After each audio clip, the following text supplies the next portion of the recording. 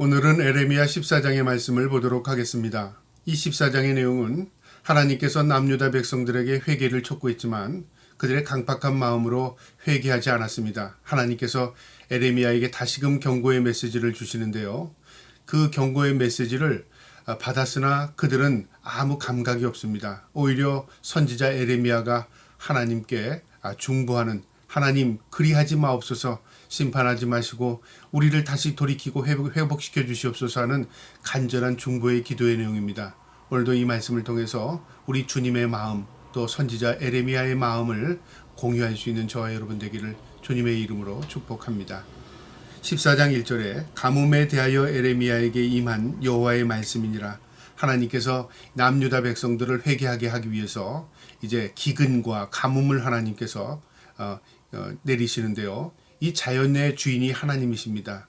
자연의 모든 재앙, 재해가 우리는 우연히 일어나는 것 같지만요. 이게 모두 하나님의 손에 있다. 그것을 지금 우리에게 상징적으로 가르쳐 줍니다. 2절에요. 유다가 슬퍼하며 성문에 무리가 피곤하여 땅 위에서 애통하니 예루살렘의 부르짖음이 위로 오르는도다. 이 예루살렘의 기근으로 인해서요. 물이 다 말라버렸습니다. 그래서 사람들이 식수가 모자르고 농수가 모자라서요. 먹을 물이 부족한 겁니다. 그러니까 사람들이 생명의 위협을 느끼죠. 그러니까 하늘에 대고 부르짖는데 이들이 회개를 하는 것이 아니라 하나님 앞에 원망하는 거죠. 자신들의 죄를 돌이키기는커녕 오히려 자신들의 죄를 깨닫지도 못하고 하나님을 원망하고 있습니다. 3절에요. 귀인들은 자기의 사원들을 보내어 물을 얻으려 하였으나 그들이 우물에 가서도 물을 얻지 못하여 빈 그릇으로 돌아오니 부끄럽고 근심하여 그들의 머리를 가리며, 귀족들이 물을 구하기 위해서 종들을 멀리까지 보내서 우물을 파고 물을 구했으나 물을 구할 수 없었습니다. 그러니까 종들은 주인 보기에 부끄럽고 또 주인들은 수고를 하고 애썼지만 그 물을 구할 수 없었습니다. 돈으로 해결할 수 있는 것도 아니고요. 자신의 어떤 지위나 능력으로도 해결할 수 있는 게 아니라 그 말이죠. 왜냐하면 하나님의 손에 있기 때문에 그렇다 그 말입니다. 4절에요. 땅에 비가 없어 지면이 갈라지니 밭가는 자가 부끄러워서 그의 머리를 가리는도다. 농수가 다 메말라 버리니까 농사 짓는 사람들이 아무리 땅에 나가서 열심히 개간을 하고 열심히 가꿔도 이 소득이 없는 겁니다. 열매를 주시는 분이 하나님이시죠. 그러니까 비를 내려주시고 그 비로 인해서 식물이 자라고 때가 되면 열매를 거둘 수 있는 것입니다. 그러나 생수에 이 생명수 같은 비가 내리지 않기 때문에요. 결국은 모든 생명체가 말라버립니다. 우리 인생이 그렇습니다. 우리의 수고와 노력으로 될 것 같으면요. 우리가 하나님 없이도 수고와 노력 열심히 하는 사람들이 다 이 세상에서 잘 살 겁니다. 그런데 세상은요. 노력만 가지고 되는 게 아닙니다. 하나님의 긍휼과 은혜가 임해야 합니다. 이스라엘 민족이 하나님 없이 하나님을 떠나 살게 되니까 결국은 이들이 이런 고통을 당하게 되는 겁니다. 5절에요. 들의 암사슴은 새끼를 낳아도 풀이 없으므로 내버리며 들 나귀들은 벗은 산 위에서 서서 승냥이같이 헐떡이며 풀이 없으므로 눈이 흐려지는도다. 야생에 있는 동물들이 물이 없으니까 새끼를 낳아도요 돌보지 않습니다. 자신도 먹을 것이 없으니까 풀이 자라지 않으니까요. 결국은 헐떡거린다. 죽음 직전에 이르게 되었다 그 말이죠. 인간의 죄로 인하여 지역이 폐허가 되고요. 인간의 죄악으로 인하여 모든 이 자연에 있는 모든 것들이 다 재앙을 임하게 됐다 그 말이죠. 근본이 뭐냐면 죄입니다. 인간의 죄가 이렇게 무섭다 그 말이죠. 7절에요. 여호와여 우리의 죄악이 우리에게 대하여 증언할지라도 주는 우리의 이름을 위하여 일하소서. 우리의 타락함이 많으니이다. 우리가 주께 범죄하였나이다. 이 메시지를 전달했던 에레미야가 하나님의 징계의 메시지를 전함과 함께 하나님 앞에 자신이 백성들을 가슴에 품고 하나님 앞에 회개하는 겁니다. 우리가 잘못했습니다. 그러나 하나님 우리를 긍휼히 여기시고 우리를 불쌍히 여겨주셔서 이 재앙만은 좀 걷어주시옵소서 그런 거죠. 백성들은 무감각한데 선지자 에레미야는 하나님 앞에 통회하면서 하나님 앞에 간구하고 있습니다. 8절에요. 이스라엘의 소망이시오 고난당할 때의 구원이시오 어찌하여 이 땅에서 거류하는 자같이 하룻밤은 유숙하는 나그네같이 하시나이까. 마치 하나님의 백성에게 소망을 다 끊으시는 거 거류하는 백성들이 나그네같이 취급하십니까?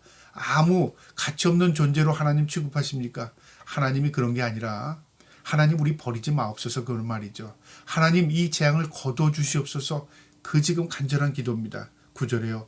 어찌하여 놀란 자 같으시며 구원하지 못하는 용사 같으시니까 여호와여 주는 그래도 우리 가운데 계시고 우리는 주의 이름으로 일컬음을 받는 자오니 우리를 버리지 마옵소서. 에레미야의 간절한 기도입니다. 어떠한 상황이 있을지라도 우리는 하나님의 백성이고 하나님 우리 주인이지 않습니까? 우리 버리지 마옵소서. 여러분 애절한 기도입니다.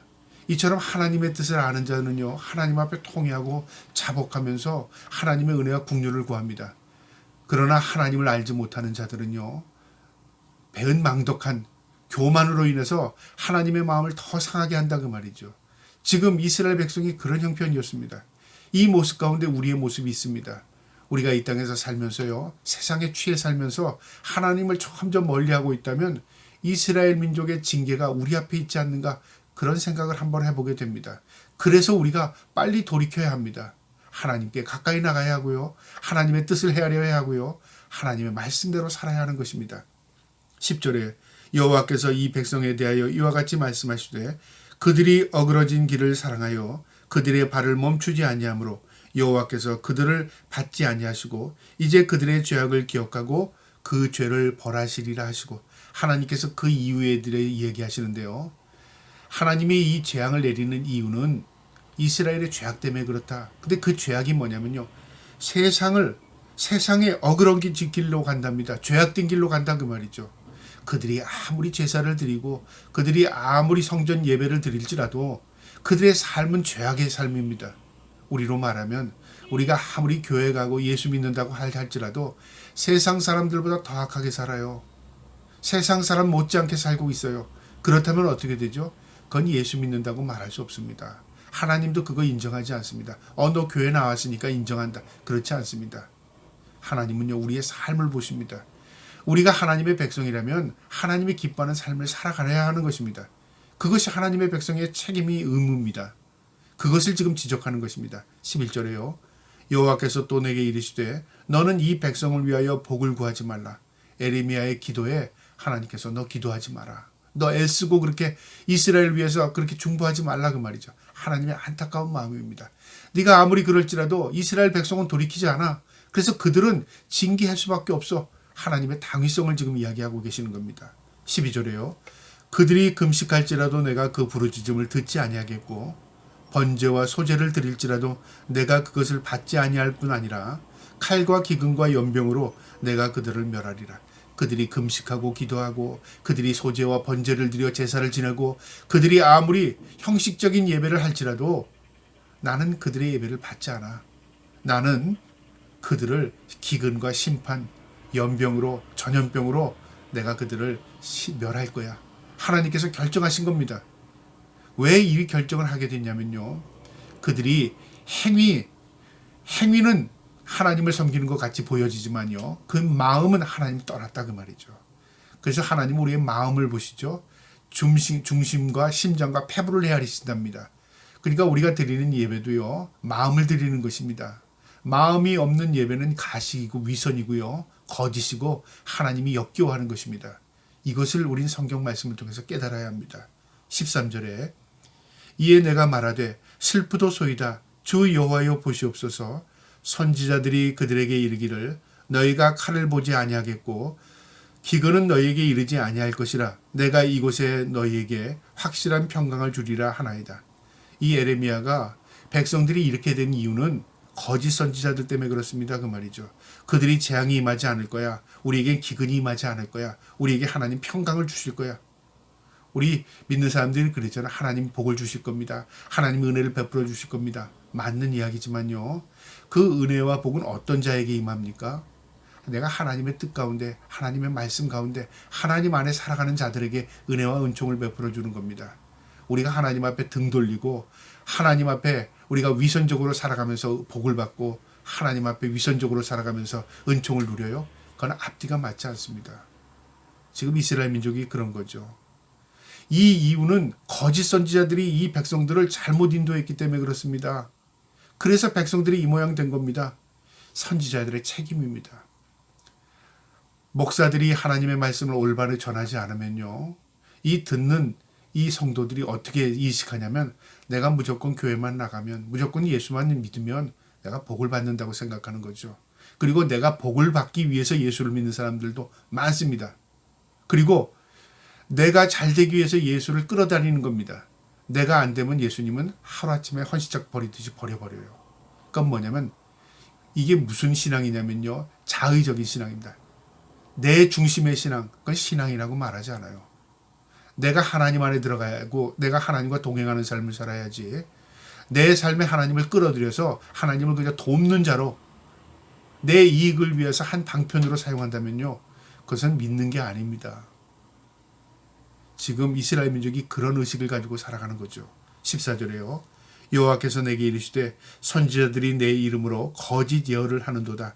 나는 그들을 보내지 아니하였고 그들에게 명령하거나 이렇게 이르지 아니하였거늘 그들이 거짓 계시와 점술과 헛된 것과 자기 마음의 거짓으로 너희에게 예언하였도다.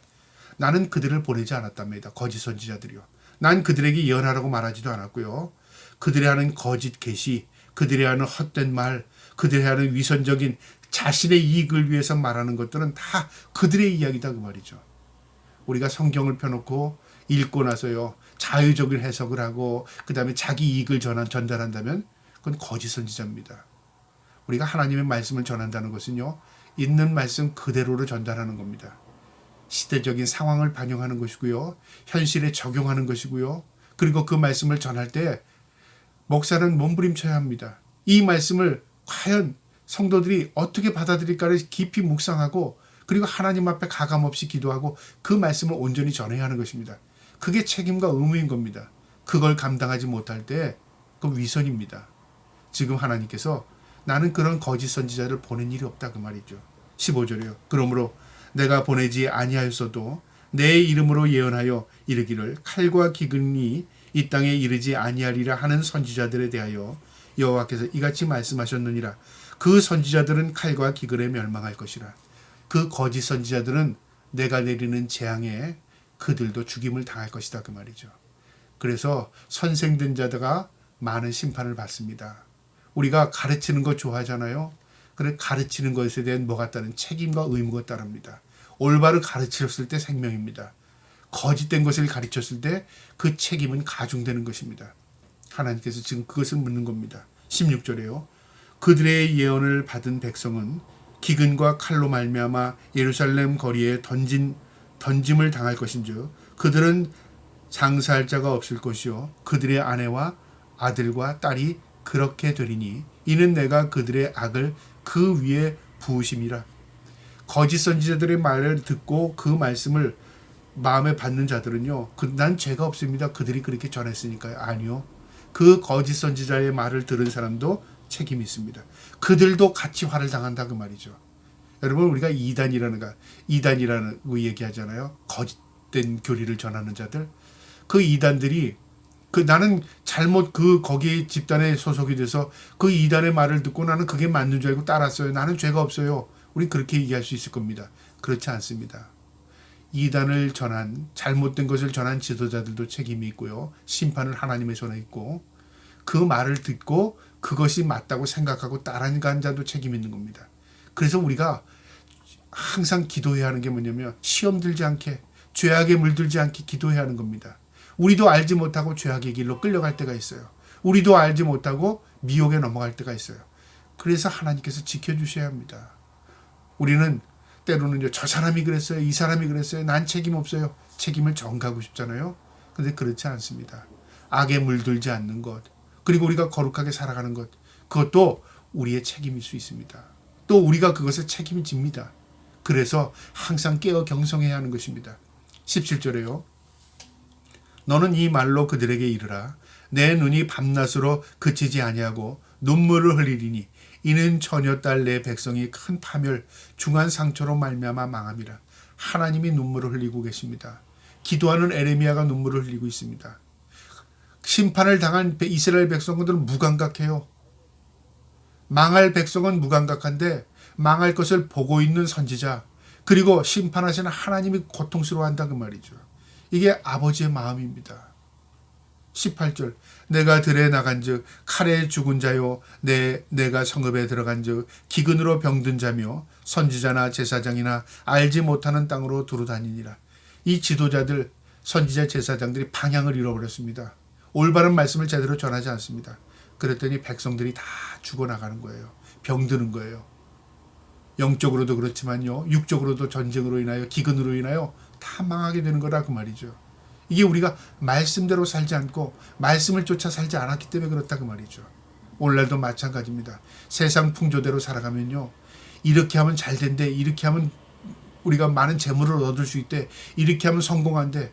여러분, 세상적인 방법으로 믿는 사람이 살아가면요, 망할 길을 찾아가는 겁니다. 우리는 말씀대로 살아야 할 존재들입니다. 이것이 생명이 있기 때문에 그렇습니다. 19절에요. 주께서 유다를 온전히 버리시나이까?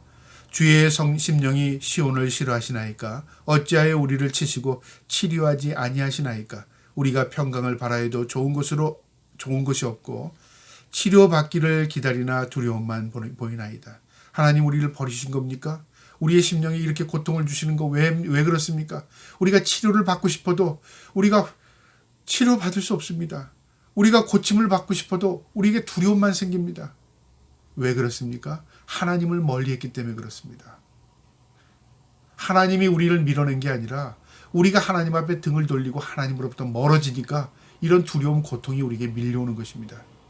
우리가 예수 그리스도 안에 산다는 게요, 우리 주님의 보호함을 받는 것입니다. 우리가 예수 그리스도의 울타리 밖으로 나가게 되면요, 세상의 이리들, 양을 해치는 이리들처럼 세상의 악한 것들이 우리를 어떻게 엄습합니다. 덮칩니다. 그래서 우리가 살 길은 예수 그리스도 안에, 믿음 안에서 사는 것입니다. 20절에요. 여호와여, 우리의 악과 우리 조상의 죄악을 인정하나이다. 우리가 주께 범죄하였나이다. 하나님의 말씀을 듣고 에레미야가 또 통곡하고 회개합니다. 우리가 잘못했습니다. 우리 조상들이 잘못했습니다. 내가 잘못 믿었습니다. 내가 잘못 배웠습니다. 그리고 하나님 앞에 통회하는 거죠. 그러면 어떻게 해야 돼요? 회개하고 통회했으면 돌이켜야 합니다. 이것이 살 길입니다. 21절에 주의 이름을 위하여 우리를 미워하지 마옵소서. 주의 영광의 보좌를 욕되게 마옵소서. 주께서 우리와 세우신 언약을 기억하시고 패하지 마옵소서. 주의 이름으로 주의 영광을 더럽히지 마옵소서. 주님 해치지 마시고 주의 언약을 기억하옵소서. 이것은 간절한 에레미야의 중보기도입니다. 주님의 이름을 더럽히지 마시고 우리를 구원하여 주시고 우리를 이 주님과의 약속의 언약의 백성으로서 우리를 회복시켜 주시고 그 약속을 패하지 마옵소서 그 말이죠. 그러니까 신실하신 하나님, 우리에게 다시금 기회를 주시옵소서 그 말입니다. 마지막 22절에요. 이방인이 우상 가운데 능히 비를 내리게 할 자가 있는가? 하늘에 능한 소나기를 내릴 수 있으리까? 우리 하나님 여호와 그리하시는 자는 주가 아니니까. 그러므로 우리가 주를 앙망하옵는 것은 주께서 이 모든 것을 만드셨음이니이다 하니라. 에레미야는 창조주 하나님 고백하고 있습니다. 그 어떤 신들이, 어떤 귀신이 하늘에 비를 내리게 할 수 있습니까? 어떤 귀신들이 우리 인간을 구원할 수 있습니까? 오직 하나님만이 비를 내리실 수 있고 오직 하나님만이 우리를 구별하여 구원할 수 있는 분이심을 나는 압니다. 왜냐하면 주께서 이 모든 것을 만드셨습니다. 창조주시지 않습니까? 그 말이죠. 그러니 우리에게 긍휼을 베풀어 주시옵소서. 이게 주님을 인정하는 것입니다. 여러분, 우리 피조물은요, 주인을 알아야 우리가 살 길이 생깁니다. 나를 만드신 분이 하나님이십니다. 세상을 창조하신 분이 하나님이십니다. 세상을 다스리신 분도 하나님이십니다. 그걸 꼭 마음에 두시고 우리의 마음속에 우리 하나님이 우리의 삶의 주인이시다. 그분만이 그 안에만 생명이 있다. 그거 깨닫고 오늘 하루도 주님과 동행하는 삶을 살아갈 수 있기를 주님의 이름으로 축복합니다. 아멘.